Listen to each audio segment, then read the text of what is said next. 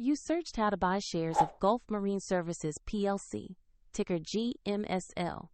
Gulf Marine Services is an offshore support vessel operator listed on the LSE plc. This video is educational and not financial advice. To buy shares, you need a broker, and we'll use eToro as an example to show the steps. After registering, you must verify your account, typically with an identity document, and add funds to trade. Use the platform search bar and type the ticker GMS.L to locate the listing. Select the result that matches Gulf Marine Services on the London Stock Exchange. On the asset page, review basic company information and the price chart to confirm you have the correct stock.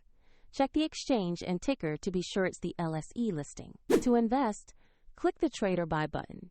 Choose the amount you want to invest, then review and confirm the order. If the market is closed, you can place a pending order or the trade will execute when markets open. And if you lack funds, the platform will prompt you to add them before confirming. Once executed, your position will appear in your portfolio. For a direct link to eToro, see the description below.